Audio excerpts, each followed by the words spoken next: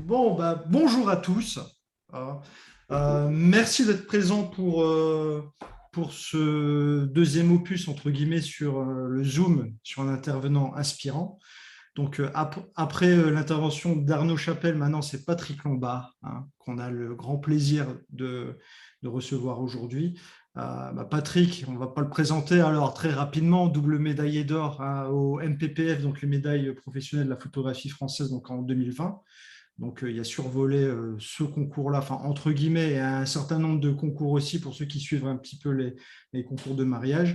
Alors, pourquoi Patrick aussi? C'est parce qu'il a cette signature qui lui est propre, déjà, aussi par rapport à son parcours, par rapport à sa qualité de travail, par rapport à sa personnalité surtout que j'adore. Hein, on a déjà discuté souvent ensemble. Ah, mais c'est vrai, c'est très rare d'avoir des photographes qui ont un certain franc-parler déjà par rapport à la photographie et aussi par rapport au système. Voilà, là on va parler plutôt, encore une fois, de la photographie de mariage. Donc dans un premier temps, je vais laisser Patrick se présenter et ensuite il va dérouler sur le thème du jour qui est du reportage à la narration. Allez Patrick, c'est à toi. Merci Mehdi, merci de m'avoir invité là, pour échanger avec vous. Euh, c'est un plaisir en tout cas d'être là avec vous aujourd'hui. En plus, Hauts-de-France, moi je m'appelle Patrick Lombard, mais si vous avez remarqué, c'est AERT, donc je suis ch'ti, moi, donc je suis ch'ti par mon père. Donc en fait, je viens de Lombardie, je pense, mes ancêtres venaient de Lombardie, mais l'orthographe c'est ch'tisé pour s'appeler Lombard. Donc on dit Lombard en fait parce que ça vient de la Lombardie, mais j'ai des origines ch'ti, vers Tourcoing, moi. Waterloo, pour être plus précis. Donc moi, je suis Patrick Lombard, je suis photographe de mariage. J'ai pas commencé photographe de mariage, mais aujourd'hui, mon activité quasi exclusive, c'est le mariage, en fait, depuis 2016. Mais je n'ai pas du tout commencé par là. J'ai peut-être un parcours un peu atypique parce que je pense que quasiment tous les collègues que je connais sur le mariage, en tout cas, sont soit issus ils sont plus très nombreux maintenant, mais soit issus d'une formation photographique et ils ont toujours commencé photographe, soit ils sont issus d'une reconversion en fait. Ils ont eu dans une première vie dans le salariat ou même en tant qu'entrepreneur pour autre chose, mais ils se sont reconvertis et ils sont lancés dans la photo. Et moi, c'est un peu ni l'un ni l'autre. J'ai fait des études qui n'ont absolument rien à voir avec la photo, puisque je suis fils d'ingénieur. Donc, j'ai fait des études préparatoires. J'ai fait une classe prépa, en fait, maths sup, maths spé, pour être ingé, comme pas mon père. Et puis j'ai rejeté tout ça à cette époque-là. Je suis parti dans des études de droit. Donc, du coup, j'ai une formation de juriste et jusqu'en master de droit public. Et pendant mes études de droit, en fait, la photo était devenue très chronophage. Et ma femme, qui n'était pas encore ma femme à l'époque, Magali, m'a encouragé à me lancer à ce moment-là, quand j'étais étudiant, plutôt que quand on serait tous les deux fonctionnaires avec un crédit immobilier et des enfants. Donc, je l'ai écouté. C'était en 2009, quoi, 2009-2010. Et donc, du coup, j'ai commencé photographe, mais sans aucun background photographique et sans avoir déjà eu un bagage dans une première vie au niveau du travail, en fait. Ce qui fait que c'est un peu bizarre, mais j'ai eu la chance de commencer dans le confort. Clairement, le mariage, enfin que ce soit la femme, la photo, ce que j'ai commencé à faire, c'était vraiment très confort parce que j'étais étudiant. Et ce qui s'est passé, c'est que je vous disais que la photo est devenue très chronophage dans ma vie d'étudiant. C'est que c'était à l'époque des forums, il n'y avait pas encore Facebook. Et donc, j'ai tout appris de manière autonome, autodidacte sur les forums. On faisait des sorties, photos, enfin, c'était très concret tout ça. Et dans mes rencontres, j'ai été amené à faire à être exposant dans le salon de la photo, en fait, pendant 5 ans même. 5 ans, en fait, la CIPEC, qui organise le salon de la photo, allouait un espace au forum Monomarque. Et comme j'étais l'administrateur du forum, le seul forum dédié à la monture Sony, qui avait racheté Konica Minolta à l'époque, j'ai pu arriver là à tenir un stand avec Marc des pixelistes, il y avait Jean-Christophe de Nikon Passion, chez Canon c'était Planet PowerShot. Voilà, il y avait quelques forums monomarques et donc j'étais là, j'ai pu du coup faire des bonnes rencontres au bon moment Voilà, et ça m'a amené en fait à rencontrer un photographe qui est toujours photographe, qui s'appelle Peter Allen, qui est un excellent photographe de corporate, je ne sais pas si vous connaissez, basé sur Paris, qui a une vraie signature pour le coup photographique dans le corpo, je trouve. Et dans les rencontres que j'ai pu faire avec lui, dans un stage, ce que j'ai produit lui a plu et il a été mon Pygmalion, il m'a pris sous son aile. Il m'a pris sous son aile et j'ai pu l'accompagner tout d'abord sur un mariage. Il ne faisait pas du tout de mariage, donc il avait besoin d'un assistant sur un mariage parce que c'était des gens de chez Pfizer France qui se mariaient, je sais, le dire RH qui se mariait avec le dire DIRCOM, ils se reproduisaient entre eux là, dans les grandes entreprises comme ça. Et lui, ça lui faisait un pied là-dedans. Donc ça a plu. Et du coup, il m'a rappelé pour des commandes corpo. Et tout d'un coup, j'ai eu des commandes corpo qui sont tombées alors que j'étais juste étudiant. Et c'était dingue parce qu'on me payait, on me proposait est-ce que tu peux venir couvrir 3 heures de visite, c'est 1 200 € hors taxe, ou 800 ou 1 200, enfin, top, quoi, génial. J'étais payé pour faire un hobby, quoi. Donc c'était trop bien. Et c'est ça qui m'a poussé à prendre des statuts, du coup, et à faire ça de manière plus institutionnelle. Et donc en 2010, j'ai eu mon premier SIRET et je suis devenu donc auteur-photographe. L'avantage de mes études de droit, c'est que ça m'a complètement décomplexé sur tout ce qui est paperasse administrative et puis comptabilité. Là où c'est probablement une grosse lacune dans la plupart de nos collègues, c'est qu'on commence par ce métier beaucoup par passion et c'est du chinois tout ça et on le néglige en fait. Donc moi j'ai eu la chance, c'est que j'ai tout de suite commencé en étant très à l'aise avec ces questions-là d'optimisation fiscale, de statut de compta. Et donc j'ai commencé auteur photographe, ouais, parce que fiscalement c'était beaucoup plus intéressant de faire du corpo en auteur. Et j'ai fait ça pendant 6 ans. Donc c'était essentiellement du travail de commande pour des grandes boîtes comme Enedis, Feu Alcatel-Lucent racheté par Nokia, voilà, Microsoft France aussi. Donc j'ai eu la chance d'avoir des très grosses firmes qui m'ont contacté. Dans ces cas-là, tu as toujours la direction communication qui pioche dans ces 4-5 photographes qu'ils connaissent et ils ne vont pas au-delà. Donc ça faisait des clients réguliers. Et pendant 6 ans, c'était devenu très, très chiant, vraiment très, très chiant parce que j'avais lâché mes études pour faire un travail de passion et je me retrouvais à faire à répondre à un cahier des charges très précis. Donc, c'était très varié par contre, hein. J'avais un peu de tout. J'avais du packshot, des photos de locaux, des photos portraits type Trombi, mais des photos aussi portraits exécutifs, donc avec une mise en situation plutôt. Je ne peux pas dire que je m'ennuyais photographiquement parlant, mais c'était pas du tout épanouissant au niveau de la production, créativité. Et je m'étais dit, en fait, au bout de 6 ans, que ouais, c'était un peu paradoxal quoi, de lâcher ses études pour faire un truc qui nous plaît, de finir par faire un boulot qui ne nous plaît pas. Et le hasard a fait que j'ai pu couvrir 2-3 mariages pendant ces 6 années, que ça m'avait beaucoup plu, mais mes statuts ne me permettaient pas de faire ça légalement, puisque là, on tombe dans le domaine des artisans. Et ce qui s'est passé, c'est qu'en 2016, ma femme était enceinte et j'avais un été à combler. On venait d'emménager en Bretagne. Et je m'étais dit, tiens, les 2-3 mariages que j'ai faits, je vais me faire une petite plaquette PDF, je vais mettre ça sur une marketplace, et puis je vais essayer d'avoir 2-3 mariages dans le mois, dans l'été, ça va être cool. Et ça a été le déferlement, puisque en fait, j'ai signé 14 mariages. 14 mariages en ma première année, en 2016. Et ça a été une espèce de piqûre d'adrénaline, un shoot terrible. J'ai adoré ça, surkiffé. Et depuis donc, du coup, l'été 2016, mon seul but a été de réduire le corpo et d'augmenter la part du mariage, ce qui est arrivé là très rapidement, en fait, en 2 ans, c'était déjà le cas. Le mariage voilà, pèse 95% de mon CA et ouais, les 5% restants, c'est du corpo. En fait. Et ça, j'ai réussi à le faire dès la première année avec 14 mariages, mais ça m'a surtout donné conscience que c'était beaucoup de travail. Avant, j'étais sur un rythme où je bossais 1 mois et demi, 2 mois à l'année, je gagnais un SMIC à l'année. J'étais étudiant, donc c'était parfait. Et quand en 2016, j'ai commencé le mariage, en plus, je sortais de 6 ans comme ça. Hein. J'étais 6 ans, une grosse feignasse à bosser que 2 mois par an, pardon. Et quand j'ai commencé ma première saison en 14 mariages, ça a été complètement inversé. En fait, le volume de post-prod était dinguissime par rapport à ce que je connaissais en corpo. Parce qu'en corpo, si je livrais un reportage avec 100 images, c'était le bout du monde. Et là, en mariage, je me retrouvais avec des centaines et des centaines d'images à trier, post-traiter. J'étais la tête sous l'eau. Et ça a complètement repensé toute mon activité de photographe. C'est 2 métiers complètement différents. Je ne sais pas si chez vous, de là, dans les présents, il y en a qui font les deux. Et les 2 casquettes, c'est vraiment 2 casquettes qui n'ont absolument rien à voir.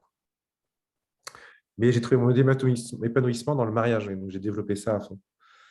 Et 14 mariages en 2016. En 2017, j'en ai eu 18. 2018, l'année suivante, la troisième, j'en ai fait 30. Sachant que quand je parle de mariage, c'est vraiment des mariages complets. Je ne compte pas les cérémonies civiles, c'est vraiment des préparatifs à la soirée ou au cocktail, mais c'est très rare. Là, j'en suis à peu près je calculais à 115, 120 mariages de fait en 6 saisons. Enfin, là, c'est la septième qui est entamée. Et ça m'est arrivé que 5-6 fois de ne pas faire la soirée, par exemple. Donc, c'est vraiment des mariages pleins. Et donc 30, et 2018, 30, c'était trop pour ma femme. Elle m'a dit stop. Elle m'a dit non, tu n'en fais plus 30. Et donc 2019, j'en ai eu que 15, mais ça m'a beaucoup manqué. Enfin, j'en avais pas suffisamment. Ça a été comme un échec pour moi, 2019. Et puis après 2020, bon, j'en ai fait que 12 à cause du Covid, mais j'en avais signé 23. Voilà, ma vitesse de croisière, c'est entre 20 et 25 par an. C'est très bien. C'est le bon nombre pour moi. Et je pense que je vais rester comme ça un petit moment tant que le physique tient. Mais 20 et 25, ça, voilà, ça m'épanouit pleinement. Je n'ai pas de frustration. À 15, j'étais vraiment frustré de ne pas avoir assez parce que je suis assez convaincu que euh, c'est un peu comme une mécanique qui suit là, et que si je n'ai pas plus de 15 mariages, à titre personnel, ça dépend de chacun. Ça. Je n'ai pas les automatismes qu'il me faut le jour J pour être plus efficace, pour faire plus rapidement ce que j'appelle les safe shots, c'est-à-dire les photos qui font le job, et après, je peux chercher d'autres choses. Et je le vois particulièrement chez des collègues qui ont du mal à signer ou voilà, qui font 4-5 mariages par an. Et du coup, les 4-5 mariages par an, ça va être un peu le stress de dire qu'il faut que j'assure, et on ne se libère pas l'esprit parce que en fait, les automatismes, ils ne sont pas là. Et donc, 20-25 mariages, c'est le rythme. Euh, Cette année, j'en ai 20, 21.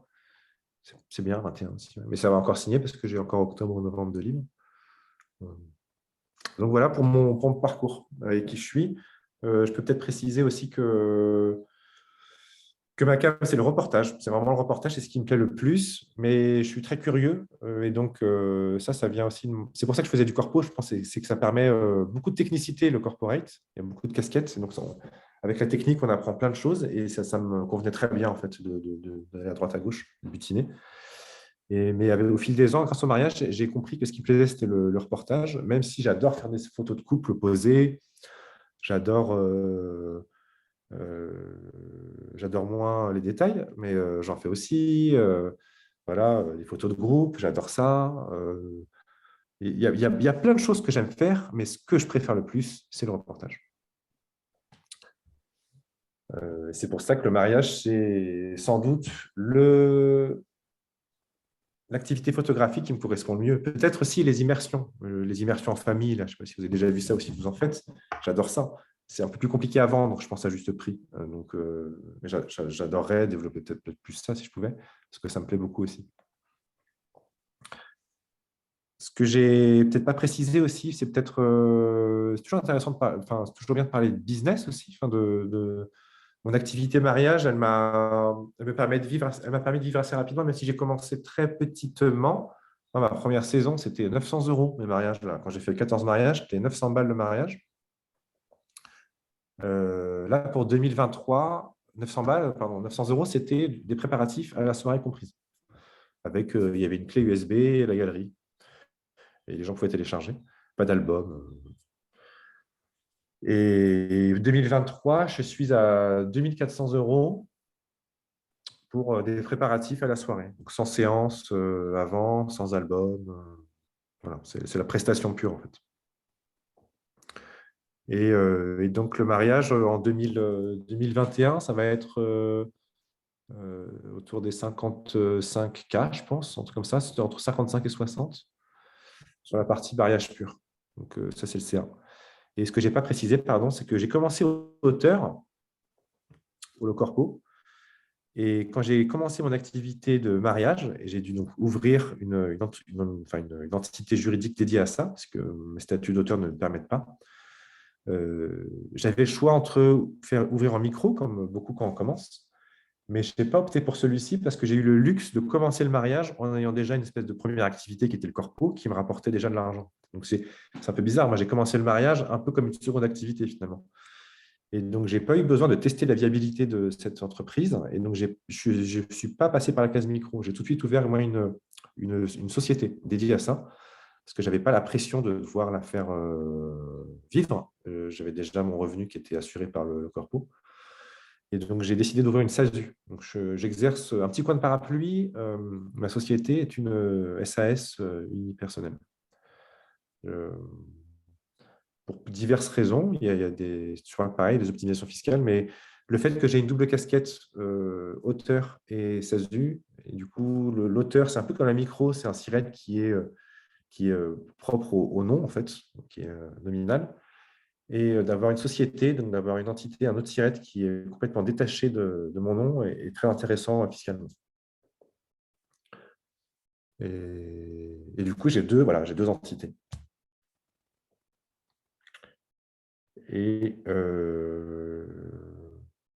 du coup, ouais, c'est ma présentation. N'hésitez pas, si vous avez des questions, n'hésitez pas à débrancher les micros et de me poser des questions. Il y a aucun souci, hein. L'idée, c'est aussi de pouvoir échanger.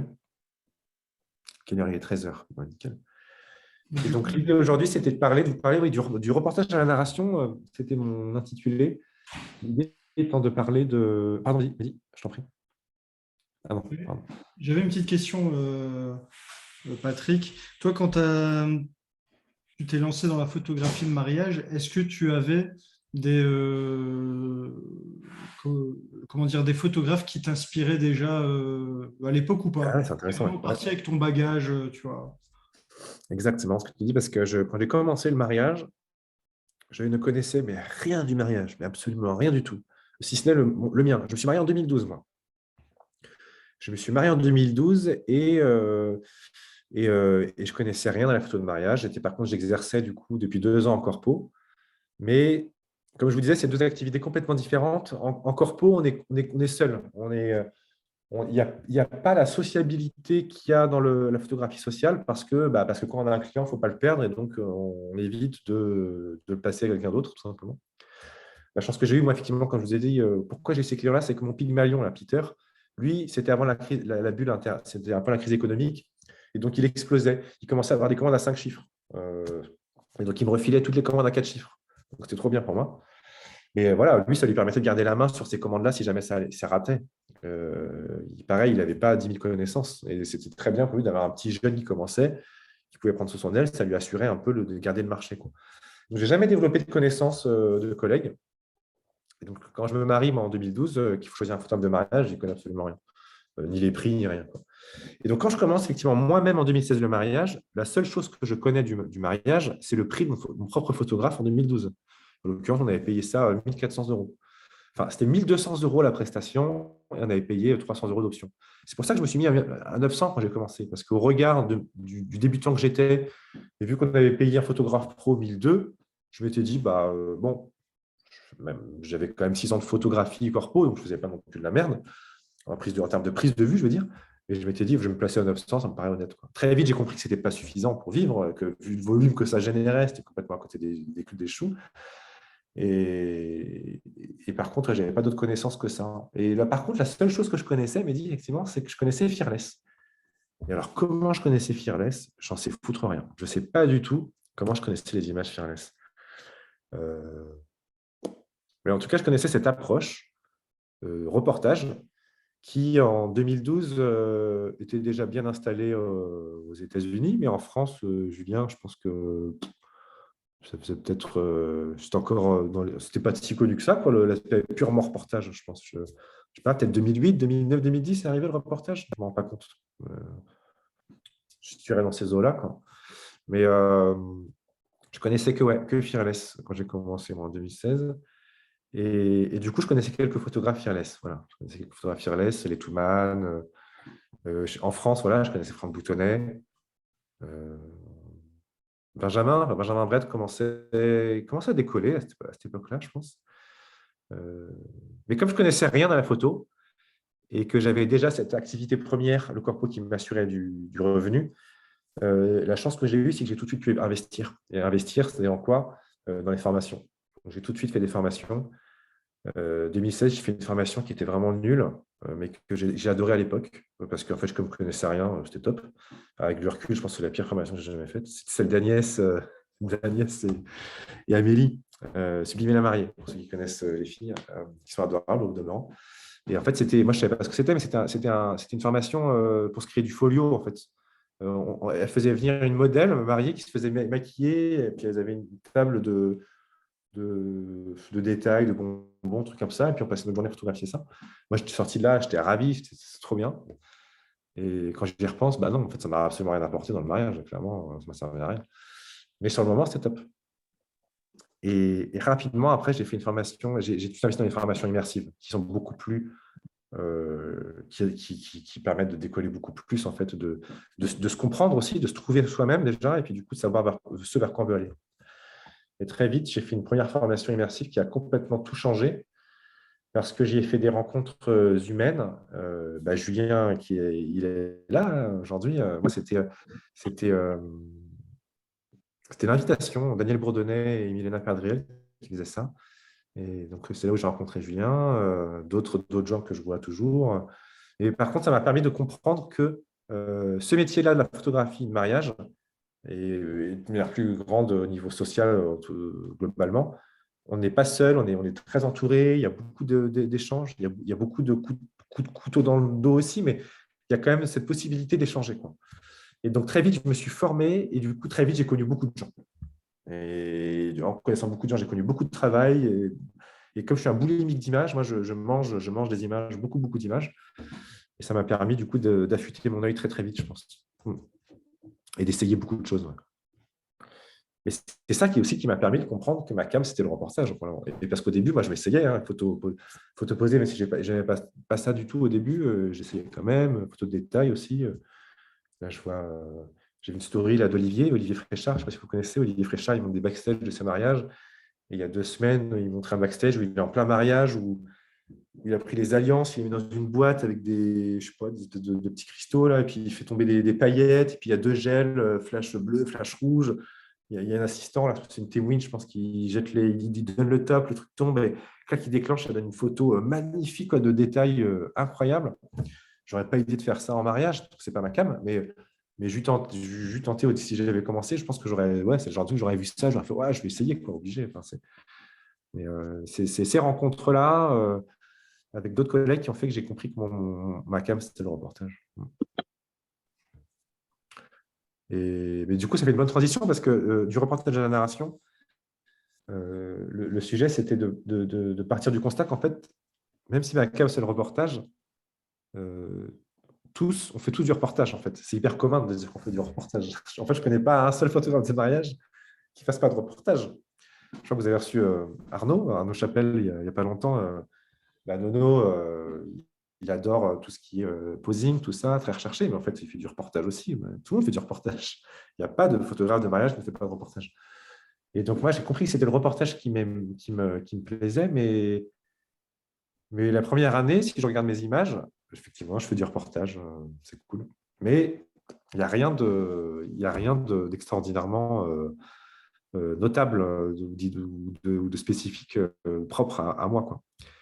Et avec le temps, j'ai quand même compris qu'il manquait un truc souvent dans pas mal de travaux, c'est que tu peux faire du reportage, mais si tu ne mets pas d'intentionnalité dedans, tu te contentes généralement de subir la série d'événements qui se passent le jour d'un mariage. Alors, c'est assez confort parce qu'en fait, en mariage, on peut pas trop s'ennuyer. Il y a toujours quelque chose qui va se passer ou qui se passe ou qui s'est passé et on s'est dit, ah, on peut peut-être faire des trucs mieux. Et donc, du coup, la suite des événements fait qu'il n'y a pas d'ennui photographique.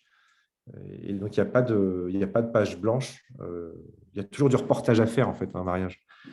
Mais quand tu mets de l'intentionnalité, c'est là où ton travail, je pense, enfin, c'est là où ça switch, quoi, où ça prend une ampleur non négligeable. Et du coup, ce que je me disais, c'est que comment tu fais pour passer du reportage, à proprement parler, c'est-à-dire de subir les événements et de butiner, de prendre à gauche des choses qui se passent devant tes yeux, à créer une histoire, et donc à mettre de la narration dans le reportage. C'est un peu l'objet de la discussion aujourd'hui. Et pour le coup, je vais vous parler d'un truc qui est tout bête, mais c'est un point de départ vraiment important à mes yeux.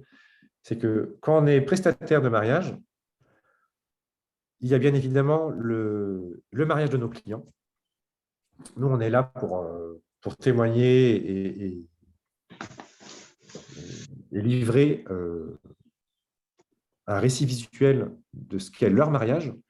Et il ne faut jamais oublier que le mariage en lui-même, c'est aussi un objet même de la prestation. C'est-à-dire qu'il y a certes leur histoire à elle, mais après, il y a tout ce qui est propre à la mécanique d'un mariage. Il y a des moments clés dans un mariage qui sont complètement indépendantes du couple. Il peut y avoir 10 000 couples différents, il y a une certaine mécanique qui sera toujours en place. Et ça, c'est un fil conducteur qui est très précieux. Enfin, c'est toujours important de se dire, OK, le mariage, quand même, qu'est-ce qu'il y a dans le mariage, en fait? Et il y a des moments qui sont un peu évidents, en fait. Les alliances, entrée, sortie de cérémonie. Mais après, il y a tout ce qu'il va y avoir aussi de commun à toutes et tous qui sont particulièrement spécifiques à chacun de nos mariés. Et ça va être les relations entre les protagonistes clés. Donc, la relation d'une mère avec son fils qu'elle marie, le père qui, pareil, qui marie sa fille, la fratrie entre elles, les parents entre eux, quand il y a des divorces ou pas. Donc, il y a tout un tas de relations qui ne sont pas propres aux mariés, qu'il y a autour d'eux, et qui font partie intégrante de ce qu'est la mécanique de mariage. Il faut toujours garder ça en tête, je pense. Et ça permet d'avoir un fil rouge très, très, très précis sur comment aborder la journée, à mon sens. Donc, on fait tous du mariage. Et oui, comment on met l'intentionnalité dans la narration? Il y a plusieurs choses. Il y a plusieurs points que j'ai décelés en pensant à la question. Il y a quatre éléments, en fait, pour moi. À la prise de vue, le fait qu'on prend les photos, là, on est censé mettre de l'intentionnalité quand on va créer le reportage, le récit, l'histoire. Donc, la prise de vue, ça, c'est évident. Après, dans une deuxième étape qui est au retour, en fait. Désolé pour toutes les fois où je dis en fait, j'ai un tic de langage. Je dis beaucoup, beaucoup, en fait. Il va y avoir le culling. Le culling, moi, je dis l'editing, mais du coup, l'editing, souvent pour les gens, c'est le développement. Donc, le vrai terme, en anglais, c'est culling, c'est la sélection, le tri du reportage. Quand on va trier le reportage, c'est là qu'on va créer l'histoire. C'est très, très important. Ça se fait après coup. Après, c'est lié à la sélection. Je l'ai mis en 3, mais c'est vraiment c'est entremêlé avec le 2, c'est le storytelling, la façon de narrer l'histoire. Donc, l'ordonnancement des images qu'on aura triées au préalable. Et dernier point pour moi, qui va vous paraître un peu flou, mais qui va s'éclaircir quand on va en parler, c'est la forme. La forme de ce qu'on rend. Comment on le rend.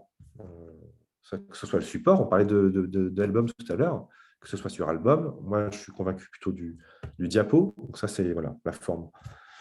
Donc c'est ces 4 points-là qui, à mon sens, peut guider l'intentionnalité dans laquelle on va aborder la journée. Je fais un petit point, 13h12, ouais, ça va vite. Pourtant, je n'ai pas fait de digression. Je reviens à la prise de vue. À la prise de vue, comment est-ce qu'on peut mettre de l'intentionnalité? Après, il y a tout le travail, bien sûr, en amont, qui est de savoir s'il y a des histoires particulières dans la famille, il y a des tensions familiales ou pas, est-ce qu'il y a des relations plus fortes que d'autres à garder en tête le jour J. Ça, je pense que tout le monde le fait, il n'y a pas de souci. Et après, il y a surtout la question de comment gagner du temps le jour J pour penser à son récit visuel. Gagner du temps, c'est comment avoir les images attendues, celles qu'on est censé fournir, les safe shots, je les appelle, et comment du coup consacrer du temps pour chercher des images qui vont soit être plus créatives ou qui vont servir la narration. Et ça, pour moi, ça passe par des automatisations de process. c'est hyper important d'avoir certains moments clés de la journée où tu te mets un peu en mode automatique. Comme ça, tu vas vite avoir ce dont tu as besoin. Et après, tu vas pouvoir prendre du temps pour réfléchir, te poser et arrêter de subir les événements, te poser, dire OK, ça c'est assuré, ça c'est bon, j'arrête de courir après le temps ou les événements, ça c'est fait. Qu'est-ce que je peux faire maintenant? Typiquement, ça c'est possible dans tous les moments de la journée. Préparatif, il y a le maquillage, make-up, coiffure. Il n'y a pas besoin de 14 photos de la coiffure, hein, de la coiffeuse qui touche les cheveux de la mariée ou de 15 photos de la maquilleuse qui va maquiller la mariée. Il n'y a pas besoin de voir toutes ces images-là. Donc, on peut très vite les faire sur certains moments clés. Je sais pas, moi, si je pense au make-up, ça va être au moment pour mettre le rouge à lèvres, par exemple. Voilà, ça c'est un moment quand il y a un rouge à lèvres qui va approcher la lèvre, avant l'impact, ça peut faire une image qui symbolise ce moment-là. Il n'y a pas besoin d'avoir 7 photos du rouge à lèvres autour de la lèvre, ça n'a Et pas j'ai une petite d'intérêt. question, j'ai une Je petite t'en question, prie. Patrick. Quand tu parles de préparatifs, parce que c'est souvent la question enfin souvent, ça peut arriver qu'il y a des maquilleuses ou des coiffeuses qui me posent la question, tu sais, de faire du posing. Est-ce que toi, ta narration, tu restes quand même, tu peux orienter, mais tout en étant, comment dire, de laisser le naturel se faire, ou est-ce que vraiment tu vas demander des choses spécifiques à la maquilleuse et à la coiffeuse pour avoir le plan que tu veux? Ouais.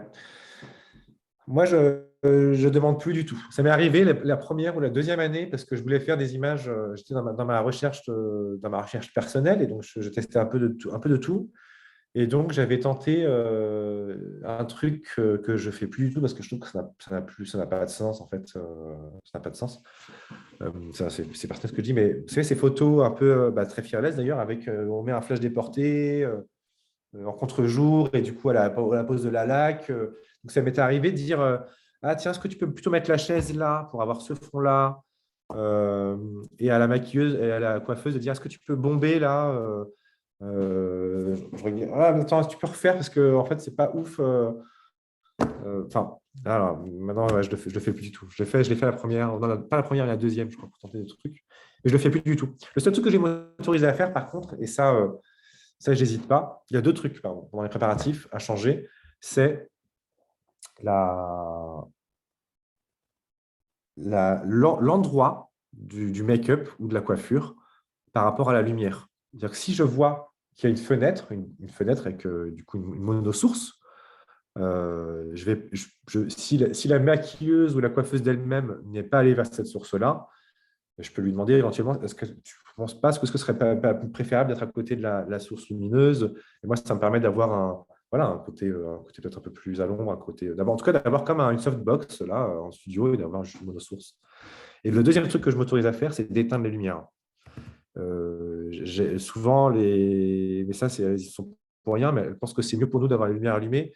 Puis dès que tu es dans les intérieurs où tu vas avoir une lumière artificielle à droite, une lumière naturelle à gauche, tu vas avoir un espèce de jaune et de bleu là. Euh, Sauf si c'est recherché pour avoir une chromie sympa, une colorimétrie avec cet effet recherché là. Mais sinon, moi, c'est un enfer au niveau balance des blancs pour le visage, c'est un enfer. Donc souvent, j'éteins les lumières. Ouais. C'est le seul truc que je fais euh, pour, euh, en termes de poser, c'est de déplacer légèrement, de proposer. Voilà, je ne déplace pas, je propose. Mais sinon, par exemple, je vais rien cliner. Moi, je sais que j'ai des collègues, c'est les déménageurs bretons. Moi, je ne clean rien du tout. Du tout, du tout, du tout. Je laisse fidèle à l'environnement comme il est, en fait. Et pas par purisme, hein, plus par fainéantie, je pense, mais parce qu'en fait, ça ne me pose pas de problème. Clairement, le bordel ne me pose pas de problème. Et si ça pose un problème aux mariés, en fait, d'eux-mêmes, ils auront cliné le truc. Ça m'est déjà arrivé d'avoir une mariée qui. Du coup, c'était assez relou parce qu'en fait, elle était sans cesse en train de regarder s'il n'y avait pas un truc.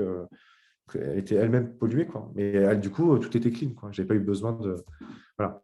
Moi, je me plais à penser que si c'est le dawa, quelque part, les mariés, ils s'en foutent un peu, quoi. Ah, remarque, j'ai un bon exemple, hein. Ça dépend quoi. Je vais vous montrer. Je vous partage desktop. Donc là, vous voyez mon écran. Séquence. Est-ce que c'était layering? Ouais, c'est peut-être ça. OK. Je ne sais pas si vous voyez tous mon écran. Là, c'est cette photo-ci que j'ai voulu faire. Alors, le layering, c'est quand il y a plusieurs histoires dans une image. Je suis convaincu que c'est toujours très facile de faire faire une belle image d'un seul sujet, c'est très facile. Enfin, il suffit de rester concentré sur le sujet et à un moment donné, on va réussir à faire une belle photo. Faire une bonne image, j'ai dit belle, mais ce n'était pas le bon mot, pardon, c'était une bonne image. Et par contre, faire une bonne image avec plusieurs sujets, c'est plus dur. C'est beaucoup plus dur parce que, pour plusieurs raisons. Il faut déjà que chaque sujet soit bien distinguable. Il faut idéalement que chaque sujet raconte une histoire et il faut que le cadre soit plus ou moins propre. Donc ça, c'est un mariage de 2018, vous voyez. C'était Manon et Vincent. Préparatif. Le cadre de cette scène, c'est juste avant l'habillage. C'est le dawa dans la piole. Elle mange, ils ont commandé, je ne sais plus, un truc à emporter. Ils mangent sur la petite table. Ils sont 4-5 dans la chambre. Donc là, elle est toute seule parce qu'ils sont tous dans la salle de bain. Puis après, ils sont arrivés. Donc voilà, après, il y a des sacs partout, des chaussures, le lit, laisse tomber. Une grosse télé là derrière, juste horrible. Pourtant, la chambre, elle est top. Hein. Franchement, il y a un potentiel là, graphique dingue en fait. Mais c'est le dawa. Mais c'est pas grave. C'est pas très grave que ce soit le dawa. Enfin, voilà, plan large. Et c'est tellement le dawa que même moi, j'ai mis mon. Là, je vois, là, a posteriori, ça, c'est mon sac photo, t'imagines? Parce qu'en fait, avant, j'avais un Phantom 4 en drone. Et donc, ça me prenait tout un sac à dos horrible. C'était hyper relou. Et c'est le dawa. D'ailleurs, du coup, ouais, on ne sait même pas que c'est mon sac finalement. C'est tellement le bordel que. L'autre côté, ça, c'est la photo, vous voyez, prise ici de la porte, ce champ-là. Et là, je vais de l'autre côté de la chambre. Voilà, ça vous donne une bonne idée. Donc, je suis au 16, là, j'imagine, ouais, 16 mm. C'est pour ça, mais c'est beaucoup plus petit. Hein. Le 16, il flatte. C'est grand, mais ce n'est pas très grand. Et là, il y a une salle de bain, en fait. C'est trop cool parce que du coup, ça, j'avais repéré ça. Cette salle de bain, elle est ouverte. Au début, c'était fermé, en fait. Donc, c'est moi qui ai ouvert le rideau, là, à l'intérieur. Parce que je me suis dit, c'est trop bien. À un moment donné, je vais pouvoir voir ce qui se passe dans la salle de bain et dans la chambre. Et c'est ça dont je parlais quand je parlais d'intentionnalité. C'est qu'il y a aussi, dans la prise de vue, il y a de l'anticipation. Il y a de se dire, à un moment donné, il va y avoir un truc qui va se passer dans cette pièce. À cet endroit-là de la pièce, il y aura forcément un truc. Est-ce que, une fois que j'ai ça en tête, est-ce que je ne peux pas anticiper le fait que si je me place à tel endroit, je vais avoir un cadre qui est propre. Enfin, quand je dis propre, moi, c'est mes années de corpo qui m'ont aidé à faire ça. C'est que je suis maniaque des verticales. Donc, j'aime bien quand tout est droit. Donc, il y a un moment donné, il y a une façon de se placer dans l'environnement qui met le cadre propre, bien droit. Donc, moi, ici, en l'occurrence, ça va être dans cet axe-là, en face. On le voit dans cet axe-là, voilà, face à la robe, en fait. Donc là, les gens, après, ils ont fini de manger, ils commencent à s'atteler. La robe est pendue. Et quand je vois cette robe pendue, c'est là où je comprends que le cadre, c'est celui-ci. Ça, c'est le bon cadre, en fait. C'est de se placer dans cette perspective-là. Et dans cette perspective-là, je n'ai plus qu'à prier pour qu'il se passe un truc. Je vois que la mariée va se préparer. Elle est accompagnée d'une témoin. Et au début, il n'y a que ça, en fait. Il n'y a que elle qui se prépare. Là, je vous ai enlevé beaucoup de rush. Hein, bien sûr. Là, c'est des images de rush. Je les ai quand même triées. Il y en aurait beaucoup trop, parce que je déclenche beaucoup. La chance que j'ai, c'est que les deux autres témoines sont venues voir ce qui se passait et elles ne sont pas rentrées, en fait. Comme la salle de bain est assez petite, elles ont eu la bonne idée de rester devant. Moi, je ne dis rien, là, je n'aiguille pas du tout, je ne fais qu'observer. J'ai beaucoup de chance parce qu'elles restent là et elles restent en plus. Et au début, elles étaient que toutes les quatre. Et après, il y a la mère de la mariée qui est venue, en fait, à côté de la robe, se maquiller. Trop bien. Donc là, c'est assez, ça ne dure pas si longtemps. Là, voilà. Là, c'est le moment où la mère arrive. Vous voyez, il est 13h31, 39. Et ça dure, voilà, là, 13h31, 52. Ouais, ça dure 30 secondes, quoi. 30 secondes. Et après, j'ai laissé la suite, parce qu'après, la mère donc, commence à préparer la robe. Une fois qu'elle s'est un peu touchée, maquillée, remis son foulard, c'est très rapide, ouais, 20 secondes même. Après, elle met ça par terre. Donc, ça donne une autre scène qui peut être intéressante, surtout qu'il y a la belle-sœur qui continue de manger, elle. Finalement, je n'ai pas retenu cette image parce qu'elle prend trop de place, cette belle-sœur, par rapport à la taille des autres. Donc, du coup, je n'ai pas laissé cette scène. C'est dommage parce qu'il y a un élément de plus dans l'image qui raconte une autre histoire. Mais au niveau proportion, elle prendrait trop de place. Finalement, celle que j'ai retenue, c'est celle-ci. C'est celle-ci où on devine que la témoin est en train d'ajuster, les autres témoins regardent et la mère s'ajuste, enfin, dans cette séquence-ci, en fait. Et donc, ça, c'est le brut. Du coup, je mélange un peu les avant-après, je vais les faire pendant la presse, ça entremêle. Voilà, avant-après, donc je redresse les perspectives, je recroppe, je fais des retouches locales sur les protagonistes pour les voir un peu mieux, parce que notre œil est toujours attiré par les hautes lumières. C'est toujours important de garder ça en tête. Il faut toujours baisser les hautes lumières qui ne sont pas intéressantes dans l'image. Et par contre, les sujets, s'il y a des hautes lumières sur les sujets, il faut les popper un peu. Donc voilà, ce qui me chagrine, c'est ce reflet là, qui fait qu'on ne voit pas du tout la témoine. Là, mais bon. Ce qui fait qu'en fait, là, on est dans une photo de préparatif où il y a plusieurs histoires dans la même image. Et donc là, j'ai mis de l'intentionnalité dans l'image. C'est narratif. Pourquoi ? Parce que j'ai attendu qu'il y ait vraiment un truc qui se passe dans le cadre avec plusieurs histoires. Sans la mère, ça raconte une autre scène. S'il n'y avait que la mariée avec sa témoine, ça suffit à faire l'image, en fait. Mais d'avoir d'autres éléments en plus, toujours enrichissant. Voilà, ça, c'est un exemple pour la prise de vue. Et si je reparle de l'automatisation de certains process, il y a un autre truc qui est, dans d'autres moments, on peut automatiser pour faire vite. Typiquement, là, cet exemple que je vous ai montré, c'est un bon exemple de comment vite s'autoriser à se poser, observer une scène à potentiel et attendre. C'est comme j'ai déjà fait au préalable les photos importantes ou attendues. Je m'autorise à rester là planté pendant 5 minutes. J'ai trouvé le bon cadre et je vais attendre qu'il y ait quelque chose qui se passe dans ce cadre-là. Parfois, il ne se passe rien, et donc c'est dommage, mais ce n'est pas grave parce que j'aurai déjà les photos importantes ou attendues déjà en place. Un autre moment qui est important d'automatiser, pour moi, c'est les hugs. Vous savez, les moments où on s'enlace.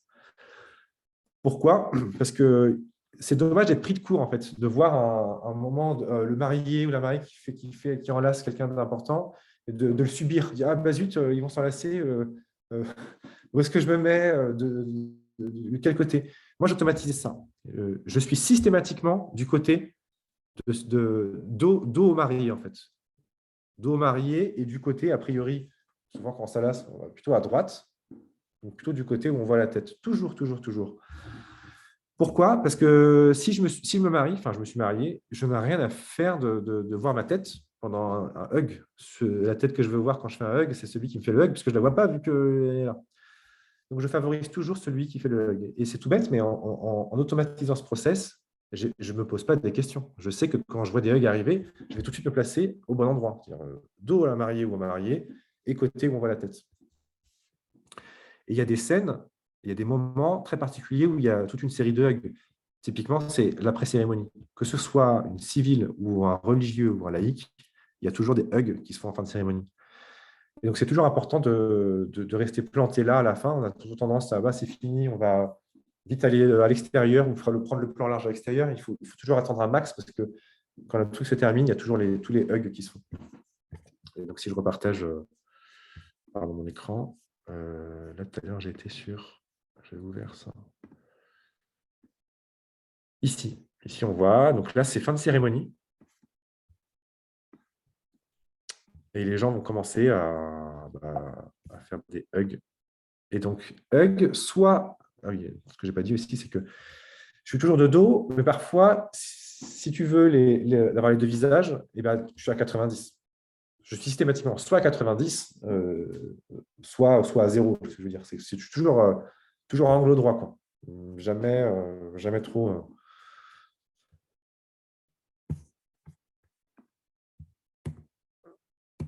Les hugs se font, donc voilà, 90. Ça, c'est le père de la mariée qui est un peu dans l'émotion après son hug. Voilà, typiquement, c'est ça. C'est que je vais me mettre de dos et je vais essayer de choper les regards et les enlaçades. C'est toujours ce qu'il y a de plus parlant, en fait. Ou 90.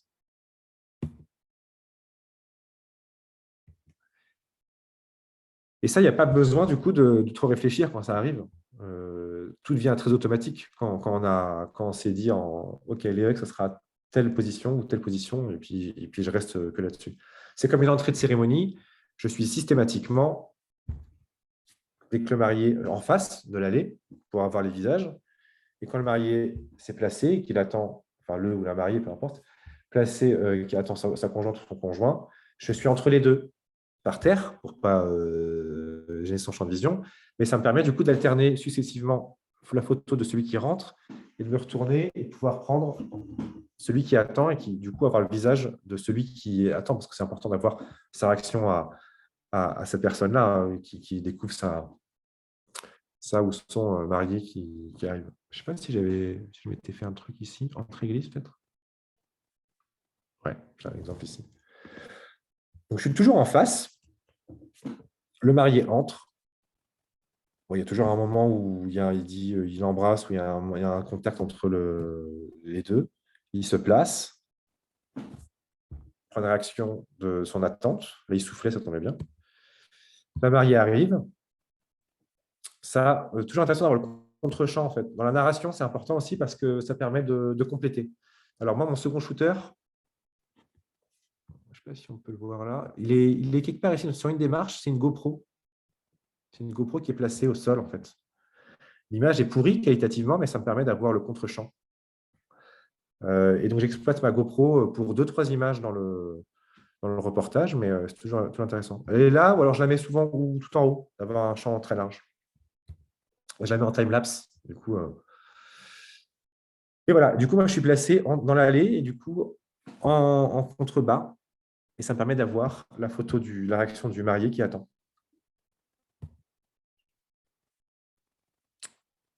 Quand il y a des gens, là, des enfants d'honneur, parfois, il faut rentrer tous les témoins avant. Là. C'est horrible parce que du coup, mon placement n'est pas bon parce qu'il y a plein de gens devant. Donc, là, je suis obligé de m'écarter. Donc, je suis sur le côté de l'allée.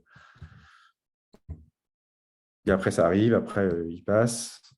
Et là, c'est pareil. Je ne réfléchis pas. Je suis toujours dans l'allée, dans l'axe. Et du coup, je peux alterner. Et puis, quand ils approchent, je m'écarte, je recule et puis je prends les photos. Ça fait vraiment partie des choses qui sont complètement automatiques. Un truc tout bête aussi. Ici. Un truc tout bête aussi dans le souci d'intentionnalité, c'est que pour créer l'histoire après, moi, je pars du principe que c'est très important, c'est d'avoir un maximum de matière à exploiter. Et donc, je vais toujours... moi, je shoot beaucoup, beaucoup, beaucoup, beaucoup. Je rentre de mariage, généralement, j'ai environ 12 à 13 000 photos prises pour en livrer 600-700, je vous rassure. Mais au moins, j'ai une matière première qui est assez conséquente. Et tout bêtement, quand on raconte une histoire, un peu comme dans un film, on introduit le lieu, donc on a souvent un plan large plutôt, puis après on rentre. Depuis quelques années, je me plais à essayer de montrer en fait, en premier les protagonistes clés, donc les mariés. Je ne vais pas avoir idée même si la journée, j'arrive, je photographie, ça peut être la sœur, le frère, les enfants, machin, dans cet ordre-là. Et ben, quand je vais construire mon histoire, après, en livrant, je vais d'abord placer une photo de la mariée ou du marié en premier. Et de la même façon, je vais toujours avoir le souci de ne pas la montrer directement. Je vais essayer de la suggérer. Donc, à travers l'entrebâillement d'une porte, ou trouver un cadre dans un cadre pour l'avoir de dos sur le côté, mais pas tout de suite. C'est important d'être un peu comme dans une narration de film et de rentrer, laisser le spectateur rentrer. Et ça, pourquoi? Du coup, j'empiète moi sur le côté, sur le storytelling, mais c'est toujours important de ne pas montrer un reportage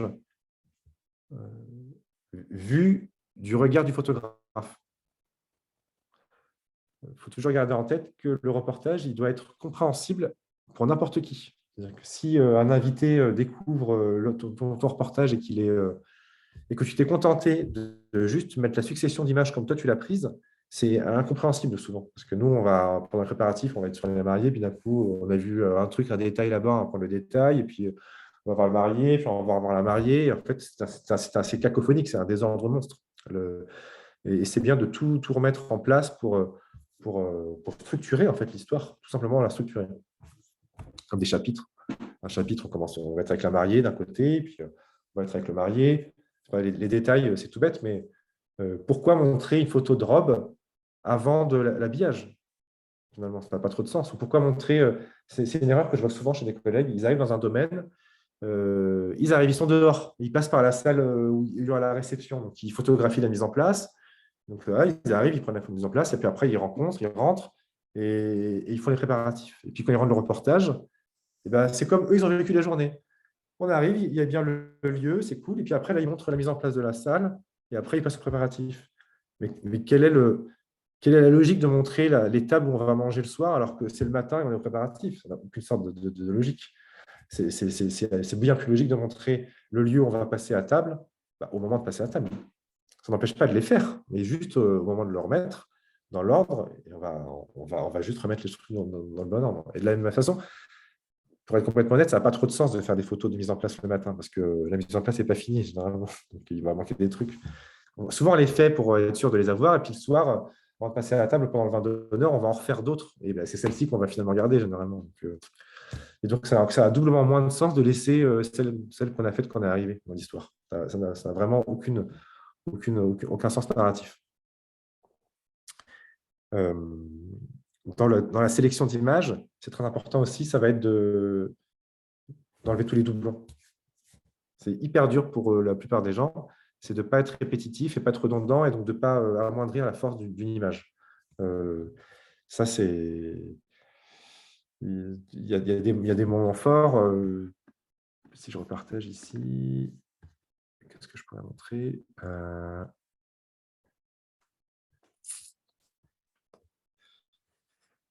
Séquence…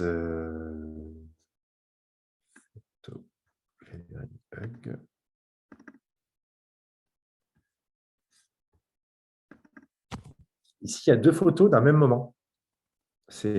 Donc, c'est fait partie des hugs d'après cérémonie. C'est la mère et sa fille. Elle pleure de joie. Et donc, sa mère essuie la larme. En laissant ces 2 images, c'est dommage, parce que je noie la force de l'une et de l'autre. Si je livre que celle-ci, la mariée ne saura pas que celle-ci existe et elle va avoir la force de celle-ci. Et inversement, si je livre que celle-ci où il y a la connexion, elle sera beaucoup plus forte que si elle est suivie de celle-ci. Et c'est très dur, en fait, de faire un choix. Parce qu'en fait, les deux sont bonnes, les deux se justifient. Sur celle-ci, on voit l'alarme, et sur celle-ci, on voit la joie, la connexion, elles se regardent. Donc, compliqué. De la même façon, ici, la mariée, après, dans la foulée, fait un hug à son père. Sur celle-ci, on voit la réaction, leur émotion, mais il n'y a pas de connexion entre eux. En fait, ils regardent ils sont déconnectés, en fait. Elle regarde ailleurs, lui regarde ailleurs. Et sur celle-ci, ils sont en connexion. Mais on ne voit pas les expressions. Mais ça, c'est un doublon, en fait. Ce n'est pas évident de choisir. Mais je suis presque convaincu qu'en tranchant, on laisse beaucoup plus d'impact dans l'image. Et de toute façon, ils ne savent pas l'image qui manque.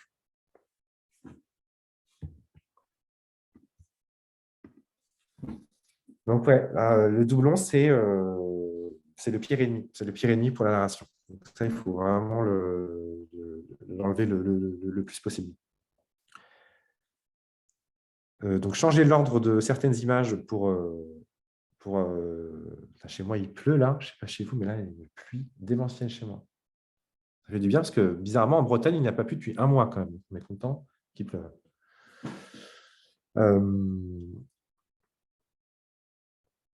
Ah oui, et dans la forme. Dans la forme, je disais, c'est un peu bizarre, cette histoire-là d'intentionnalité dans la forme.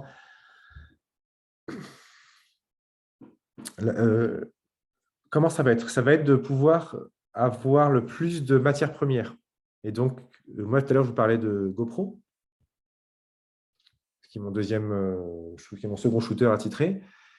Ça me donne plus de matière. Et il y a d'autres moments aussi, voilà, là, je prends du point de vue technologique.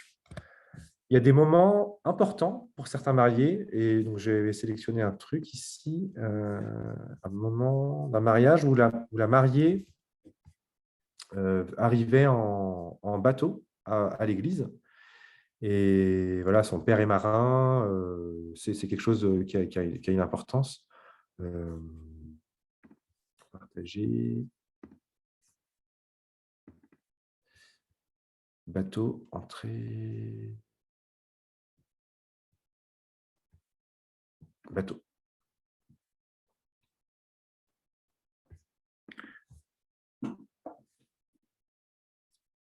J'ai la chance d'avoir un drone, la certification de pilote, et c'est un moment hyper important pour elle, l'arrivée au bateau. Et ça, c'est la technologie qui me le permet, en fait. Donc, moi, je suis sur le quai avec les invités et j'ai pu, du coup, avoir son arrivée grâce au drone. Et du coup, ça me donne une force narrative que je n'aurais pas pu avoir sans, tout simplement. En fait. Ça, c'est tout bête. Mais le plan large, parce qu'il est important de situer, là, on est avant la cérémonie à l'église, donc on situe l'église, le contexte, là, la mariée avec son père dans le bateau, et les invités au loin qui les attendent, une partie des invités du moins. Le bateau arrive, moi je suis sur le quai, donc plan des gens, arrivée du bateau, sur la cale, on sort, ils sont sortis, les gens font des photos, je suis là, moi, je suis ici. Là. Et après, départ, remonter vers l'église. Alors là, c'est pareil, je varie toujours les plans, je ne livre pas tout, je choisis, hein, mais j'ai plan serré, plan large, à droite, à gauche, et du coup, comme ça, j'ai le choix. Il me faut le maximum de matière en première. Et après, je peux créer mon histoire comme je veux. En l'occurrence, ici, on voit que celle-ci, elle dénoterait en fait dans le flux d'images, celle-là à contre-jour. Donc, je ne l'ai pas livré, celle-ci. Et après, remonter à l'église et arriver à l'église. Donc, que ce soit ça ou par la GoPro, la technologie permet clairement d'avoir une force narrative qu'on ne peut pas avoir au sol juste avec nos appareils. C'est vraiment un truc hyper appréciable, mais ça demande par contre un volume de travail sur le moment assez conséquent, parce qu'il faut penser à tout ça en fait. Et c'est vrai que c'est pas évident à mettre en place, à trouver le rythme pour pouvoir utiliser tout ça, c'est pas simple. Je sais que j'ai dû avoir pas mal de temps pour pouvoir faire du drone sans que ce soit au détriment de ce qui se passe devant moi en fait. J'ai une petite question. Euh, Ouais. Quand tu parles de drone, parce que ça c'est l'erreur que peuvent faire beaucoup aussi, est-ce que tu vends la prestation drone dans ton package ou est-ce que c'est vraiment, t'en parles pas et tu utilises vraiment dans le cadre, comme tu l'as indiqué, de ta narration en fonction de l'endroit, du contexte, etc. Ouais. Au rendez-vous, c'est rare que je mentionne le drone. Ça pouvait m'arriver quand je voulais, par exemple, euh, montrer à quel point mon offre est aussi complète que celle des autres. En fait, moi, je veux montrer que avec moi, ils peuvent avoir tout, en fait, tout ce qu'ils peuvent trouver ailleurs. Et donc, dans mon mail, en l'occurrence, quand ils me contactent pour un devis, dans mon mail, je mentionne que j'ai un drone. Je ne donne pas des prix ni rien, mais je mentionne, je dis juste que dans les options possibles, il y a écrit drone, en fait. Juste pour qu'ils comprennent que, OK, lui, il en a. Et que si, en fait, parce qu'au moment du benchmark, où ils demandent des devis à tout le monde, c'est naturel, ils comparent aussi ce qu'il y a, en fait. Et je ne veux pas être mis de côté parce que je n'aurais pas un truc. Donc, je le mentionne. Pendant un moment, c'était aussi après, au rendez-vous, ça a été c'est un levier. C'est un levier pour, euh,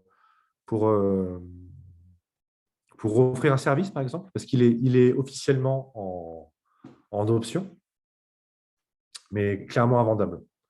J'ai tenté de le vendre, mais c'est compliqué dans la tête de mes mariés, parce que je suis très honnête avec eux. Par contre, je dis que le drone, c'est pour 4-5 images dans tout le reportage. Là, il y en a un peu plus sur celle-ci, parce que le moment de l'arrivée était important pour les mariés, et donc j'ai fait exprès plus de photos.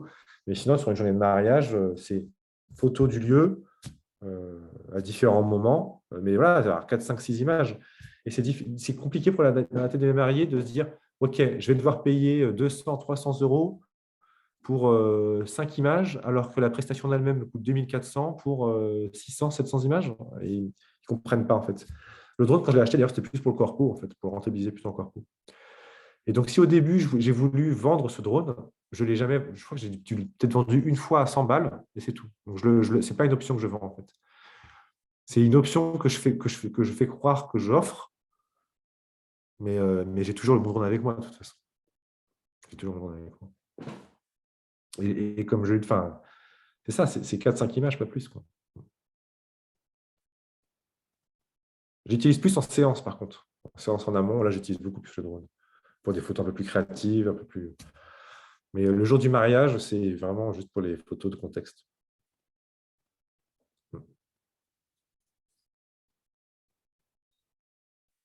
Après, je pense que quelqu'un qui veut vendre vraiment ça et il saurait le vendre, en fait. Il y a pas de. Je ne pense pas qu'il y ait de fatalité, il est tout à fait possible de le vendre. Petite question. Sans compter l'impossibilité d'utiliser sur la météo. C'est vrai, tu as raison. Tu as raison. Encore que en Bretagne, on a de la chance, il pleut rarement. Donc, je peux quand même souvent l'utiliser. Bon, ça résiste quand même très bien au vent. C'est vrai que c'est la pluie. La pluie est problématique. Donc, le matériel, ça, c'est dans la forme, dans l'intentionnalité, ça sert pas mal. Et ouais, après, il y a la présentation, le support. Que ce soit un album ou que ce soit dématérialisé, un album, la mise en place, enfin, les pages, comment on va construire les spreads et les doubles pages. C'est important d'avoir bien ça en tête, même en amont de la création de l'album. Il y a des images qui vont bien aller ensemble, qui vont naturellement bien se mettre dans une double page, et puis d'autres, pas du tout. Donc, mais ça, c'est toujours pareil, c'est que si on n'y a pas pensé en amont, c'est important d'avoir la matière suffisante pour pouvoir avoir de la marge là-dessus, en fait. Si on n'a que... si on veut faire, par exemple, une double page sur des détails, les détails des mariés, que ce soit la décoration, voilà, la décoration, les alliances, la robe, les chaussures, je ne sais pas que sais-je, peu importe. Si on n'a fait qu'une photo d'alliance et puis le bouquet, est-ce que dans un album, on va faire une double page avec une pleine page l'alliance et l'autre page le bouquet? C'est un peu dommage. Si sur d'autres pages, il y a 3-4 images, hein, c'est démesuré en fait. Oui, il faut bien penser qu'en amont, on va faire plus que 2 images de détail. C'est tout bête. Et moi, de la même façon, dans mes diaporamas, c'est hyper important d'avoir plusieurs séquences de moments. J'ai l'habitude de mettre comme des gifs, en fait, je fais des rafales sur certaines séquences pour avoir, je sais pas moi, typiquement à la cérémonie, à la mairie, typiquement. Il y a un moment qui ne rend jamais rien en photo, c'est le oui. Voilà, voulez-vous prendre machin pour l'époux? Oui. Mais ça, en photo, tu peux être sûr que ça ne rend rien du tout. Enfin, en tout cas, celui qui dit oui, ça ne rend rien. Il faut toujours regarder, prendre en photo celui qui écoute plutôt. Mais ça, quand tu fais une rafale, une séquence en GIF, où du coup, tu peux lire vraiment sur les lèvres le oui, ça rend super en animation à introduire soit dans mon diaporama ou soit juste en GIF à livrer. Ça prend tout son sens. Et du coup, ça, faut bien le penser en amont à la prise de vue. Et ça participe à mettre de l'intentionnalité dans son narration. Voilà, il est 47 déjà. Il y a des trucs que je voulais, est-ce que je voulais vous montrer des exemples? Je regarde. Ah oui, je voulais vous montrer un petit exemple aussi. Dans la forme aussi, partager. Voilà, partager l'écran. Dans les avant après. Dans la forme aussi, donc, que ce soit par rapport au support, par rapport à la technologie qu'on a en place. Après, c'est tout bête, c'est l'editing sur la partie, enfin, l'editing, sur la partie post-traitement. Ça, c'est un moment fort d'une cérémonie laïque où c'est le père de la mariée. C'est un discours, il y a un discours en fait, et ça, c'est la sœur du marié, et ça, c'est leur père. Il y a des relations tendues dans la famille, très tendues. Et donc, c'est un moment assez rare en fait où le père embrasse sa fille. Et mon mari m'avait demandé en fait d'avoir un œil là-dessus en fait, si jamais j'arrivais à avoir un moment de connexion entre leur père et la sœur. Et c'est le discours du frère, parce qu'il y a un troisième. Et donc, du coup, pendant le discours du frère, au début du discours, j'étais sur les mariés, bien sûr.